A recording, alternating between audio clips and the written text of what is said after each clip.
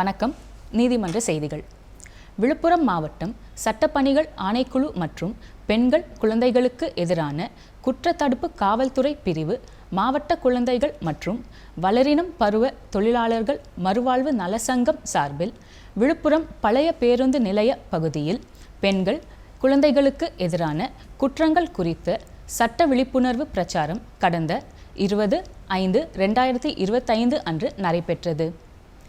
இந்நிகழ்ச்சியில் விழுப்புரம் மாவட்ட சட்டப்பணிகள் ஆணைக்குழுவின் செயலாளரும் சார்பு நீதிபதியுமான திரு ஜெயச்சந்திரன் அவர்கள் பங்கேற்று பெண்கள் குழந்தைகளுக்கு எதிரான குற்றங்கள் குறித்து விளக்கி பேசினார்.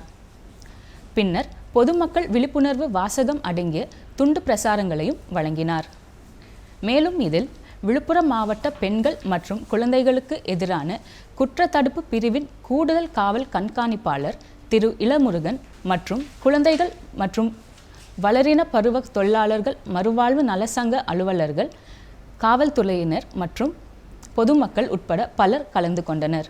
நீலகிரி மாவட்ட சட்டப்பணிகள் ஆணைக்குழு சார்பில் உதகை தாவரவியல் பூங்காவில் கடந்த 15/5/2025 அன்று முதல் அரங்கம் அமைத்து இலவச சட்ட உதவிகள் பெறுவது குறித்து சுற்றுலா பயணிகளுக்கு விழிப்புணர்வு ஏற்படுத்தப்பட்டு வருகிறது. மேலும் மாவட்ட சட்டப்பணிகள் ஆணைக்குழு சார்பில் தகுதியுள்ள நபர்களுக்கு இலவச மற்றும் தகுந்த சட்டப்பணிகள் வழங்குதல், தகராறுகளை இணக்கமாக சமரசம் செய்ய மக்கள் நீதிமன்ற அமைத்தல், சமுதாயத்தில் நலிந்த மற்றும் ஒதுக்கப்பட்ட பிரிவினரின் உரிமைகளை குறித்த சட்ட விழிப்புணர்வு ஏற்படுத்தப்பட்டு வருகிறது. மேலும் கடைநிலை மற்றும் வசதியற்ற பிரிவினர்களுக்கு நேர்மையான மற்றும் அர்த்தமுள்ள நீதியை வழங்கும் பொருட்டும் அவர்களுக்கு இணைந்த சட்ட முறையான ஏற்படுத்தி வருதல் போன்ற பணிகளை மேற்கொண்டு வருகிறது. மேலும் இது குறித்து பொதுமக்களுக்கு விழிப்புணர்வு ஏற்படுத்தும் வகையில் நீலகிரி மாவட்ட சட்டப்பணிகள் ஆணைக்குழு சார்பில் உதகை அரசு தாவரவியல் பூங்காவில் அரங்கம் அமைக்கப்பட்டுள்ளது. இந்த அரங்கில் உள்ள பணியாளர்கள் இலவச சட்டம் பெறுதல் குறித்தும் இது தொடர்பான விழிப்புணர்வு ஏற்படுத்தும் வகையில் பொதுமக்களுக்கு துண்டு பிரசுரங்கள் வழங்கி விழிப்புணர்வு ஏற்படுத்தி வருகின்றனர். பெரம்பலூர் மாவட்ட சட்டப்பணிகள் ஆணைக்குழுவின் சார்பில் கடந்த 21/5/2025 அன்று மாவட்ட சட்டப்பணிகள் ஆணைக்குழுவின் செயலாளரும் சார்பு நீதிபதியுமான திருமதி ஏ சரண்யா அவர்களின் தலைமையில் பெரம்பலூர் மாவட்ட கவுல்பாளையம் கிராமத்தில் உள்ள கல் குவாரியில் வேலை செய்யும் இடத்தில் குழந்தை தொழிலாளர் பணியில் அமர்த்தப்பட்டு உள்ளார்களா என திடீர் ஆய்வு மேற்கொண்டு பின்னர் குழந்தை தொழிலாளர்கள் குறித்த சட்ட விழிப்புணர்வு முகாம் நடைபெற்றது. இதனைத் தொடர்ந்து பெரம்பலூரில் உள்ள தனியார் பல்பொருள் அங்காடியில் குழந்தை தொழிலாளர்கள் குறித்த திடீர் ஆய்வு மேற்கொள்ளப்பட்டது. மேலும் இந்த ஆய்வில் அரியலூர் மாவட்ட தொழிலாளர் நல அலுவலர் திருமதி இளவரசி மற்றும் பெரம்பலூர் தொழிலாளர் நல அலுவலர் திருமதி ராணி மற்றும் காவல் ஆய்வாளர் திரு மருதுமுத்து, சமூக நலத்துறை அலுவலர்கள் மற்றும் குழந்தை நல பாதுகாப்பு அலுவலக உறுப்பினர்கள் கலந்து கொண்டனர். சிவகங்கை மாவட்ட சட்டப்பணிகள் ஆணைக்குழு சார்பில் திருபுவனம் ஒன்றிய கல்லூரணி ஊராட்சியில் குழந்தைகள் மற்றும் பெண்கள் பாதுகாப்பு குறித்த சட்ட விழிப்புணர்வு முகாம் கடந்த 21/5/2025 அன்று நடைபெற்றது. இந்நிகழ்வில் சிவகங்கை மாவட்ட சட்டப்பணிகள் ஆணைக்குழுவின் செயலாளரும் சார்பு நீதிபதியுமான திருமதி வி ராதிகா அவர்கள் தலைமை வகித்து குழந்தைகள் மற்றும் பெண்கள் பாதுகாப்பு சட்டங்கள், அடிப்படை சட்டங்கள் மற்றும் சட்டப்பணிகள் ஆணைக்குழுவின் செயல்பாடுகள் குறித்து விளக்கி பேசினார். இம்முகாமில் சென்னை உயர்நீதிமன்ற வழக்கறிஞர் திரு கி முத்துராமலிங்கம், மண்டல துணை வட்டார வளர்ச்சி அலுவலர் திருமதி ராக்கு, திருப்பாசேட்டி சார்பு ஆய்வாளர் திரு தா விஜய் ஆனந்த், கிராம நிர்வாக அலுவலர் திருமதி மகேஸ்வரி, மாவட்ட குழந்தைகள் பாதுகாப்பு அலுவலர் திருமதி முத்துக்கண்ணு மற்றும் கிராம பொதுமக்கள் உட்பட பலர் கலந்து கொண்டனர். கடலூர் மாவட்டம் விருதாச்சலம் வட்ட சட்ட பணிகள் குழுவின் சார்பில் துரவலூர் கிராமத்தில் கடந்த 8/5/2025 அன்று நுகர்வோர் பாதுகாப்பு சட்டம் குறித்த சட்ட விழிப்புணர்வு முகாம் நடைபெற்றது. இம்முகாமில் விருதாச்சலம் வட்ட சட்ட பணிகள் குழுவின் பட்டியல் வழக்கறிஞர் திரு எஸ் மணிகண்டன் கலந்து கொண்டு நுகர்வோர் பாதுகாப்பு சட்டம், அடிப்படை சட்டங்கள் மற்றும் சட்டப்பணி ஆணைக்குழுவின் செயல்பாடுகள் குறித்து விளக்கி பேசினார். இம்முகாமில் வட்ட சட்டப்பணிகள் குழுவின் சட்ட தன்னார்வலர் திரு வசந்தி நடராஜன் மற்றும் கிராம பொதுமக்கள் கலந்து கொண்டனர். தேசிய சட்டப்பணிகள் ஆணைக்குழுவின் வழிகாட்டுதலின்படி தமிழ்நாடு மாநில சட்டப்பணிகள் ஆணைக்குழுவின் செயல் தலைவர் அவர்கள் உத்தரவின்படி தேசிய மக்கள் நீதிமன்றம் வருகின்ற 14/6/2025 அன்று மாவட்டம் மற்றும் தாலுகா அளவில் உள்ள நீதிமன்றங்கள் முதல் மாண்புமிகு உயர்நீதிமன்றம் வரை உள்ள அனைத்து சட்டப்பணிகள் ஆணைக்குழுக்கள் சார்பில் நடைபெற உள்ளது. அன்றைய தினம் நீதிமன்றத்தில் நிலுவையில் உள்ள சமரச தீர்வு காணக்கூடிய குற்றவியல் வழக்குகள், மாற்றுமுறை ஆவண சட்டம் பிரிவு 138 கீழான காசோலை சம்பந்தமான வழக்குகள், வங்கி கடன் வசூல் வழக்குகள், மோட்டார் வாகன விபத்து, அரசு போக்குவரத்து மற்றும் காப்பீடு நிறுவன வழக்குகள், தொழிலாளர் பிரச்சினை சம்பந்தமான வழக்குகள், மின்சார கட்டணம், தண்ணீர் கட்டணம் இவற்றில் சுமூக தீர்வு காண முடிந்த வழக்குகள், மன வாழ்க்கையில் பிரச்சினை தொடர்பான வழக்குகள், மன வாழ்க்கை பிரச்சினை தொடர்பான வழக்குகள், நில ஆர்ஜித வழக்குகள், ஊதியம், படிகள் மற்றும் பணி ஓய்வு காலப்பலன் சம்பந்தமான பிரச்சினைகள், மாவட்ட நீதிமன்றங்கள் மற்றும் மாண்புமிகு உயர்நீதிமன்றங்களில் நிலுவையில் உள்ள வருவாய்த்துறை வழக்குகள், உரிமையியல் வழக்குகள், சொத்துரிமை மற்றும் நுகர்வோர் நீதிமன்ற வழக்குகள் எடுத்து கொள்ளப்பட்டு சுமூக தீர்வு காணப்பட உள்ளன. மேலும் நீதிமன்றத்தில் வழக்காக தாக்கல் செய்யும் முன்னர் சமரசம் செய்து கொள்ளக்கூடிய பிரச்சினைகளான ப்ரீலிட்டிகேஷன் கேசஸ், அதாவது காசோலை சம்பந்தமான பிரச்சினைகள், வங்கி கடன் வசூல் பிரச்சினைகள், மின்சார கட்டணம், தண்ணீர் கட்டணம் உள்ளிட்ட பிரச்சினைகள் எடுத்துக்கொள்ளப்பட்டு சுமூக தீர்வு காணப்பட உள்ளன. இந்த அமைப்புகளின் மூலம் தீர்த்து வைக்கப்படுகின்ற வழக்குகள் அந்த அமைப்புகளிலேயே முற்று பெற்று விடுகின்றன. உரிமையியல் வழக்குகளில் நீதிமன்றத்தில் ஏற்கனவே செலுத்தப்பட்ட நீதிமன்ற கட்டணத்தை திரும்ப பெறும் வாய்ப்பும் உள்ளது. வழக்குகளில் தீர்வு கண்டவுடன் அதற்கான தீர்வு நகல்கள் உடனடியாக வழங்கப்படும். மேற்படி தீர்வுகளை எதிர்த்து மேல்முறையீடு என்பது இல்லை. மனம் ஒருமித்து ஏற்படுகின்ற இந்த தீர்வுகளை பொறுத்தவரை இரு தரப்பிலும் எவருக்கும் வெற்றி தோல்வி என்பதில்லை. இத்தீர்வானது ஒரு நீதிமன்றம் பிறப்பிக்கின்ற தீர்ப்பாணைக்கு ஒப்பாகும். மக்கள் நீதிமன்றத்தில் வழக்காளர்களுக்கு செலவின்றி விரைவாக நீதி கிடைக்க வழிவகை செய்யப்படும். மேலும் நீதிமன்றத்தில் நிலுவையில் இல்லாத பிரச்சனைகளாக இருந்தாலும் அவற்றையும் மக்கள் நீதிமன்றம் வாயிலாக விசாரித்து நிரந்தர தீர்வு காணப்படும். எனவே பொதுமக்களும் வழக்காடிகளும் வருகின்ற 14/6/2025 அன்று தமிழ்நாடு முழுவதும் நடைபெற உள்ள தேசிய மக்கள் நீதிமன்றத்தில் கலந்து கொண்டு பயன்பெறுமாறு தமிழ்நாடு மாநில சட்டப்பணிகள் ஆணைக்குழு சார்பாக கேட்டுக்கொள்ளப்படுகிறது. இத்துடன் நீதிமன்ற செய்திகள் நிறைவடைந்தன. நன்றி, வணக்கம்.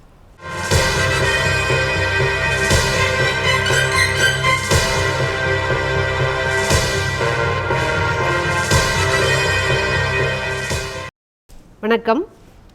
இன்றைய பதிவில் குழந்தை திருமண தடுப்பு சட்டம் என்றால் என்ன, குழந்தை திருமணம் செய்து கொள்பவர்களுக்கு என்ன தண்டனை, குழந்தை திருமணம் செய்து வைப்பவர்களுக்கு என்ன தண்டனை, திருமணம் செய்யும் ஆண் மற்றும் பெண்ணிற்கு திருமண வயது எவ்வளவு நிர்ணயம் செய்யப்பட்டுள்ளது போன்ற தகவல்களை பார்ப்போம்.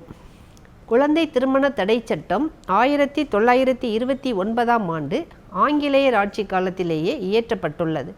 இருப்பினும் இந்திய கலாச்சாரம் மற்றும் பண்பாட்டுக்கு எதிரான எவ்வித நடவடிக்கையிலும் ஈடுபடக்கூடாது என அப்போதைய இங்கிலாந்து அரசு உத்தரவிட்டதன் காரணமாக அந்த சட்டம் செயல்பாட்டுக்கு வரவில்லை.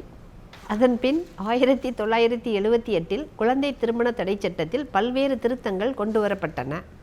அதன்படி குழந்தை திருமணம் செய்து வைப்பவர்களுக்கு 15 நாள் சிறை தண்டனை விதிக்கப்பட்டு வந்தது. குற்றம் புரிவோருக்கு 15 நாள் என்பது பெரிய தண்டனையாக இல்லை என்பதால் குற்றம் செய்வோரின் எண்ணிக்கையும் குறையவில்லை. இதனால் இந்த சட்டத்தில் மீண்டும் 2006இல் திருத்தம் கொண்டு வரப்பட்டது. அந்த சட்டத்தின்படி குழந்தை என்பது ஆணாக இருப்பின் 21 வயது முடிவடையாதவராகவும், ஒரு பெண்ணாக இருப்பின் 18 வயது முடிவடையாதவராகவும் உள்ள நபர் என்று பொருள்படும். குழந்தை திருமணம் என்பது எந்த ஒரு திருமணத்திற்கும் ஒப்பந்தம் செய்து கொள்ளும் தரப்பினர்களில் இருவரில் ஒருவர் குழந்தையாக இருக்கிறாரோ அந்த திருமணம் குழந்தை திருமணம் என்று பொருள்படும். ஒப்பந்தம் செய்து கொள்ளும் தரப்பினர்கள் என்பது ஒரு திருமணத்தை பொறுத்தவரை அதன் மூலமாக எவருடைய திருமணம் முறைப்படி நடத்தி வைக்கப்படுகிறதோ அல்லது நடத்தி வைக்கப்பட உள்ளதோ அந்த தரப்பினர்களில் ஒருவர் என்றும் பொருள்படும். உரிமை வயது அடையாதவர் என்பது எந்த ஒரு நபர் உரிமை வயது அடைந்தவர் சட்டம் 1875 வகையங்களின்படி அவருடைய உரிமை வயது அடைந்திராதவராக கொள்ளப்பட வேண்டியதுள்ளரோ அந்த நபர் என்று பொருள்படும். எந்த வயதில் திருமணம் செய்து கொண்டால் குழந்தை திருமணம் என்று கருதப்படுகிறது? 18 வயதுக்கு குறைவாக உள்ள ஒரு பெண்ணும் 21 வயதுக்கு குறைவாக உள்ள ஒரு ஆணும் திருமணம் செய்து கொண்டால் அது குழந்தை திருமணம் என கருதப்படுகிறது.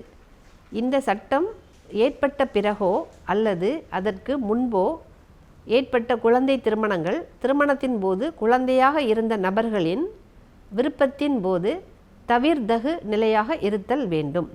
விரும்புகையாக திருமணத்தின் போது குழந்தையாக இருந்த ஒரு நபர் மட்டுமே திருமணத்தை செல்லா நிலையாக்கும் மனுவினை மாவட்ட நீதிமன்றத்தில் தாக்கல் செய்ய முடியும்.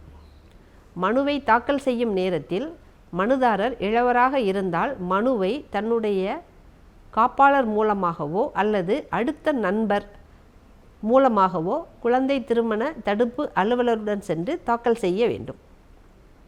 குழந்தை இளவரிலிருந்து மேஜர் ஆனதிலிருந்து 2 வருடங்களுக்குள் மனுவை தாக்கல் செய்ய வேண்டும். மனுவை தீர்மானித்து உத்தரவிடும் சமயத்தில் மாவட்ட நீதிமன்றம் திருமணத்தின் இரு தரப்பினர்களையும் அவர்களது பெற்றோர் அல்லது காப்பாளர்களில் திருமணம் நிகழ்வின் போது மறு தரப்பினரிடம் பெற்றுக்கொள்ளப்பட்ட பணம், விலை மதிப்புள்ள பொருட்கள், அணிகலன்கள், பிற பரிசு பொருட்கள் மற்றும் பணம் ஆகியவற்றை அதன் மதிப்பிற்கு ஏற்ப மறு தரப்பினரிடம் பெற்றோர் அல்லது காப்பாளரிடமோ திருப்பி தருமாறு உத்தரவிட வேண்டும். பாதிக்கப்பட்ட தரப்பினர் மாவட்ட நீதிமன்றம் முன்பு ஆஜராகி ஏன் அவ்வாறான உத்தரவை பிறப்பிக்க கூடாது என அறிவிப்பு அனுப்பியிருந்தால் மட்டுமே அவ்வாறான உத்தரவை மாவட்ட நீதிமன்றம் உத்தரவில் பிறப்பிக்க இயலும். பிரிவு 3 படி வழங்கப்பட்ட உத்தரவில் மாவட்ட நீதிமன்றம் இளவரை திருமணம் செய்து கொண்ட ஆண் நபர் அந்த குழந்தைக்கு மறுமணம் செய்து கொள்பவரை ஜீவனாம்சம் வழங்குமாறும் உத்தரவிடலாம். திருமணம் செய்து கொண்ட ஆண் நபர் இளவராக இருந்தால் அவரது பெற்றோரோ அல்லது காப்பாளரோ ஜீவனாம்சம் வழங்குமாறு உத்தரவிடலாம். வழங்கப்பட வேண்டிய ஜீவனாம்சம் தொகையானது குழந்தைக்கான தேவைகள், திருமணத்திற்கு முன்பாக குழந்தை அனுபவித்த வசதிகள், ஜீவனாம்சம் அளிப்பவரின் பொருளாதார நிலையை கருத்தில் கொள்ள வேண்டும். மறுமணம் செய்யும் வரை அந்த குழந்தை தங்குவதற்கு உத்தரவிடுவதற்கான அதிகாரம் மாவட்ட நீதிமன்றத்திற்கு உண்டு. குழந்தை திருமணத்தின் மூலமாக குழந்தை பிறந்திருந்தால் மாவட்ட நீதிமன்றம் அவர்களின் நலனை பொறுத்து உரிய உத்தரவு வழங்க வேண்டும். இந்த பிரிவின்படி வழங்கும் ஆணையானது குழந்தையின் நலனை சார்ந்தே இருக்க வேண்டும். தேவைப்படும் சமயத்தில் திருமணம் ஆன நபர்களிடமோ அல்லது அவர்களின் காப்பாளரிடமிருந்தோ குழந்தையை பராமரிக்க தொகையை அவர்களிடமிருந்து பெற்றுக்கொள்ளலாம். இந்த சட்டத்தின்படி குழந்தை திருமணம் மூலமாக இந்த சட்டம் ஏற்படுவதற்கு முன்போ அல்லது பின்போ பிறந்த குழந்தைகள் அனைத்தும் சட்டத்திற்கு உட்பட்ட குழந்தைகளாக கருதப்படுவர்.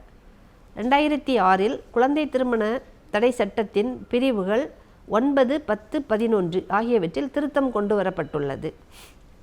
இதில் திருமணம் நடத்தி வைப்பவர்கள் மட்டுமின்றி உறவினர்கள், திருமண நிகழ்ச்சியை பார்த்து தடுக்க முயற்சிக்காதவர்கள் என அனைவருக்கும் தண்டனைகள் வழங்கப்படும். குழந்தை திருமணம் நடைபெறுவதாக தகவல் கிடைத்தாலே காவல்துறையினர் நடவடிக்கை எடுப்பதற்கு குற்றவியல் நடுவர் நீதிமன்றம் உத்தரவிடலாம்.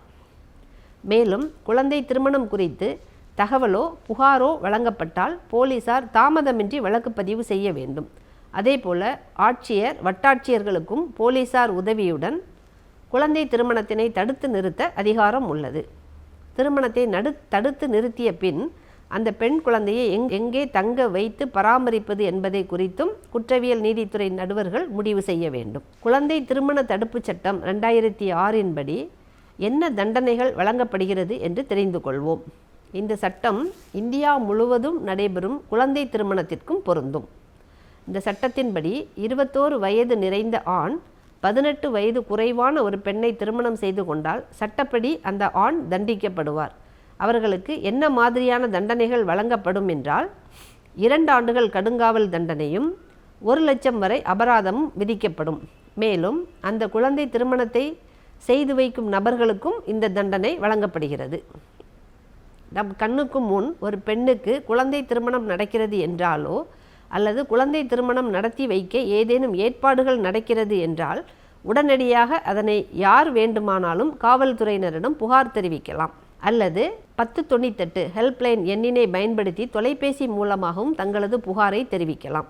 இன்றைய தினம் குழந்தை தொழிலாளர் ஒழிப்பு முறை மற்றும் அதன் சீர்திருத்த சட்டம் 2016 கீழ் பேசப்படுகிறது.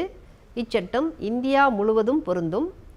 இச்சட்டம் 1986 இயற்றப்பட்டு 2016 திருத்தம் செய்யப்பட்டுள்ளது.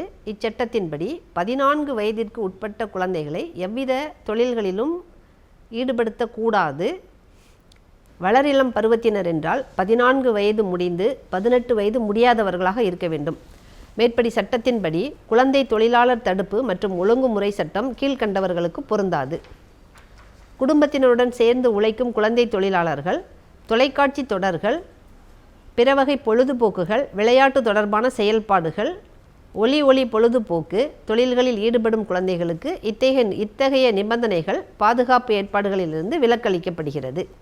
ஆனால் மேற்படி குழந்தைகளும் கல்வி நேரத்தில் வேலை செய்யக்கூடாது என்றும் ஆபத்தான வேலைகள் செய்யக்கூடாது எனவும் சர்க்கஸ் போன்றவற்றில் பணிபுரியக்கூடாது எனவும் குறிப்பிடப்பட்டுள்ளது. குழந்தை தொழிலாளர் வளரிளம் பருவ தொழிலாளர் தடுப்பு ஒழுங்குமுறை சட்டத்தின்படி ஷெட்யூலில் கண்ட தொழில்களை வளரிளம் பருவத்தினரை ஈடுபடுத்தக்கூடாது என வரையறுக்கப்பட்டுள்ளது. 14 வயதிற்கு உட்பட்ட குழந்தைகள் 18 வகையான தொழில்கள் மற்றும் 65 வகையான உற்பத்தி முறைகள் ஆகியவற்றில் ஈடுபடுவதை முழுமையாக தடை செய்துள்ளது. 1948 ஆண்டின் தொழிற்சாலை சட்டங்களில் குறிப்பிடப்பட்டுள்ள சுரங்கம், வெடிபொருள், பீடி சுற்றுதல் போன்ற ஆபத்தான பிற தொழில்களில் ஈடுபடுவதை இச்சட்டம் முற்றிலுமாக தடை செய்யப்பட்டுள்ளது. பகுதி 1 குழந்தை தொழிலாளர்களை ஈடுபடுத்தக்கூடாது. ஆபத்தான பணிகளான பூமிக்கு அடியில் நடக்கும் வேலைகள், நீருக்கு அடியில் செய்யப்படும் வேலைகள், இரும்பு சம்பந்தப்பட்ட மற்றும் இரும்பு சம்பந்தம் இல்லாத உலோக தொழில்கள், வேதி தொழிற்சாலைகள், ஆற்றலை உற்பத்தி செய்யும் தொழிலகங்கள், சிமெண்ட், ரப்பர், பெட்ரோலியம், உர தொழிற்சாலைகள், மருந்து உற்பத்தி நிலையங்கள், காகித கூழ், பெட்ரோகெமிக்கல், மின்முலாம் பூசுதல், தோல் பதப்படுத்துதல், கண்ணாடி மற்றும் பீங்கான் தொழில் ஆகியவைகள் இப்பட்டியலில் அடங்கியுள்ளன. குழந்தையின் வேலை மற்றும் வரைகட்டுகளை முறைப்படுத்துதல். மேற்படி சட்டத்தின்படி ஒவ்வொரு நாளும் வேலைக்கான கால அளவானது 3 மணிக்கு மேற்படாதவாறு குறிக்கப்படுதல் வேண்டும். எந்த குழந்தையும் குறைந்தது 1 மணி நேரமாவது ஓய்வுக்கான இடைவேளையை பெறும் முன்பு 3 மணிக்கு மேல் வேலை செய்தல் ஆகாது. ஒரு குழந்தையின் வேலைக்கால அளவானது ஓய்விற்கான இடைவேளையும் சேர்த்து 6 மணிக்கு மேலாக நீடித்திருத்தல் ஆகாது. குழந்தை எதுவும் இரவு 7 மணிக்கும் காலை 8 மணிக்கும் இடையே வேலை செய்ய அனுமதிக்கக்கூடாது. வாரத்தில் 1 நாள் முழு விடுமுறை அளிக்க வேண்டும். குழந்தையை வேலைக்கு வைக்கும் உரிமையாளர் அக்குழந்தை பற்றிய அனைத்து விபரங்களையும் பதிவேடுகளில் பதிவு செய்ய வேண்டும். எந்த ஆய்வாளரின் உள்ளாட்சி வரம்புக்குள் நிறுவனம் அமைந்துள்ளதோ அந்த ஆய்வாளருக்கு குழந்தை பற்றிய விபரங்களை அனுப்பி வைக்க வேண்டும். தண்டனைகள். குழந்தை தொழிலாளர் வளரிளம் பருவத்தினர் தொழிலாளர் தடுப்பு ஒழுங்குமுறை சட்டம் கடுமையான தண்டனைகளை வழங்குகிறது. அதன்படி பிரிவு 3 அல்லது 3A கீழ் இழைக்கப்படும் குற்றங்களுக்கு பணி வழங்குவோர் மீது நடவடிக்கை எடுக்கப்பட்டு 6 மாதத்திற்கு குறையாமலும் 2 ஆண்டுகள் வரையிலும் சிறை தண்டனை வழங்க வகை செய்கிறது. 25,000 முதல் 50,000 வரை அபராதமோ அல்லது அபராதம் மற்றும் சிறை தண்டனை இரண்டுமோ தரப்படலாம். மீண்டும் மீண்டும் குற்றம் இழைக்கும் பணி வழங்குவோர் 1 ஆண்டுக்கு குறையாமலும் 3 ஆண்டுகள் வரை சிறை தண்டனை பெற வேண்டி இருக்கும். பெற்றோரோ பாதுகாவலரோ தங்கள் குழந்தைகளை பிரிவு 3 அல்லது 3Aக்கு முரணாக பணிபுரிய அனுமதித்தால் முதல் குற்றத்திற்கு தண்டனை கிடையாது. ஆனால் மறுபடியும் அதே குற்றம் இழைக்கப்பட்டால் அவர்களுக்கு 10,000 வரை அபராதம் விதிக்கப்படும் என்று CALPR சட்டம் தெரிவிக்கிறது. தொடர்ந்து வரும் குழந்தை திருமணங்களை வேரோடு களையவும் பின் மீட்கப்பட்ட குழந்தைகளின் நலவாழ்வு குறித்தான நடவடிக்கைகளை முடுக்கிவிடும் நோக்கத்தோடு தேசிய சட்டப்பணிகள் ஆணைக்குழுவால் ஆஷா குழந்தை திருமண தடுப்பு நலத்திட்டம் கடந்த ஏப்ரல் மாதம் அறிமுகப்படுத்தப்பட்டுள்ளது. மேற்படி நலத்திட்டத்தின்படி மாவட்ட வாரியாக சட்டப்பணிகள் ஆணைக்குழு தலைவர் மற்றும் செயலர், பட்டியல் வழக்கறிஞர், சட்ட தன்னார்வலர்கள் உட்பட்ட குழுவானது அரசு துறைகளான கல்வித்துறை, சமூக நலத்துறை, காவல்துறை போன்றவர்களுடன் இணைந்து ஆஷா குழு நியமிக்கப்படும் எனவும், மேற்படி குழு விழிப்புணர்வினை பள்ளி கல்லூரி அளவில் ஏற்படுத்துவதோடு குழந்தை திருமணம் நடந்துவிடாமல் முழு முயற்சி மேற்கொள்ளவும், மீட்கப்படும் பாதிக்கப்பட்ட குழந்தைகளுக்கு தொடர் மறுவாழ்வு பெற தேவையான மனோவியல் ரீதியான, சட்ட ரீதியான மற்றும் இதர அரசு உதவிகளை பெற்றிட உதவிடவும், குடும்ப மற்றும் சமுதாய அளவில் குழந்தை திருமணத்தின் தீய பின் விளைவுகளை பற்றி விழிப்புணர்வை ஏற்படுத்தும் வகையில் செயல்படும். மாவட்ட அளவில் வழக்கறிஞர்கள் மற்றும் சட்ட தன்னார்வலர்கள் பாதிக்கப்பட்டவர்களுக்கு உதவுவதோடு அவர்களின் தகவல்களும் இரகசியமாக வைக்கப்படும்.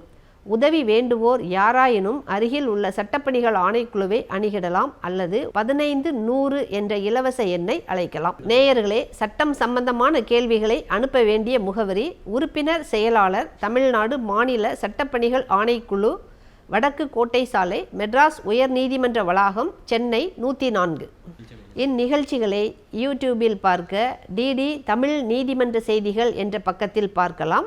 மேலும் சட்ட உதவிக்கு தேசிய சட்டப்பணிகள் ஆணைக்குழு உதவி எண் 151000 என்ற எண்ணை தொடர்பு கொள்ளவும். நன்றி, வணக்கம்.